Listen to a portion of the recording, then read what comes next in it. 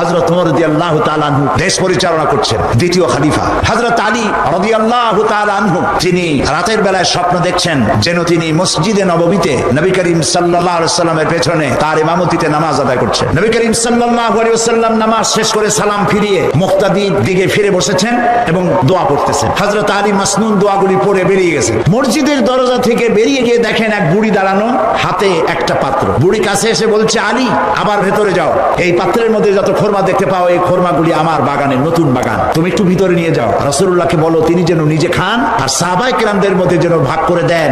রাসূলুল্লাহ আমার বাগানের খোরমায় হাত দিলে আমার বাগানে খোরমায় আল্লাহ বরকত দিবে। হযরত আলী ভিতরে চলে গেলেন, নবী করিম সাল্লাল্লাহু আলাইহি ওয়াসাল্লামকে ঘটনা শোনালেন। নবী করিম সাল্লাল্লাহু আলাইহি ওয়াসাল্লাম পাত্রের ভেতর থেকে একটি খোরমা তুলে নিয়ে হযরত আলীর মুখের মধ্যে দিয়ে দিলেন। হযরত আলী রাসূলের দেওয়া খোরমা চিবোচ্ছেন, এমন সময় তার কানে মসজিদে নববীর আযানের আওয়াজ চলে গেল, আসসালাতু খায়রুম মিনান নাওম। ঘুম ভেঙে গেল। ঘুম ভেঙেছে ঠিক, কিন্তু হযরত আলীর মুখের ভিতরে রাসূলের দেওয়া খোরমার স্বাদ তখনও ছিল।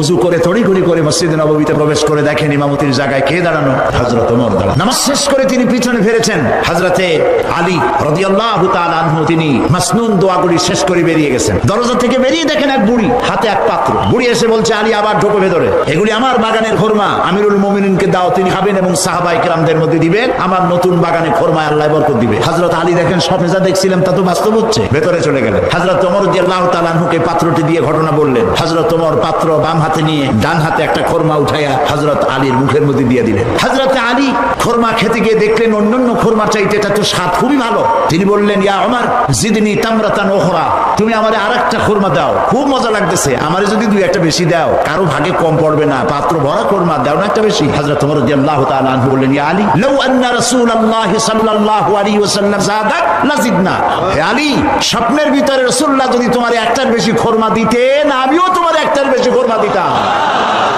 হযরত আলীর চোখ এত বড় হয়ে গেল, হয় কি স্বপ্নে দেখলাম আমি? হযরত আলী বলছেন, ইয়া ওমর আমহিয়া রুইয়া রাইতাহা আমহিয়া গায়বুন আমিত্তালাত আলাই, হে ওমর এটা কি স্বপ্ন যা তুমি স্বপ্ন দেখে আমাকে বলছো, না গায়ব থেকে তোমাকে জানানো হয়েছে? তুমি কেমনে জানলে যে রাসূলুল্লাহ স্বপ্নে আমার একটা খোরমা দিয়েছিলেন? হযরত ওমর রাদিয়াল্লাহু তাআলা আনহু বলছেন, ওয়াল্লাহি মা হিয়া রুইয়া ওয়ালা গায়ব, হে আলী আল্লাহর কসম এটা স্বপ্নও নয়, এটা গায়েব থেকেও আমাকে জানানো হয়নি। মূল বিষয়টা হলো ওয়ালাকিন্নাল মুমিনা ইযা আখলাসা কলবাহু ইয়ারা বিনুরিল্লাহ, মূল কথা হলো একটি মানুষ যখন পা থেকে মাথা পর্যন্ত আল্লাহর জন্য হয়ে যায় তখন সে আল্লাহর সাহায্যই দেখতে পায়।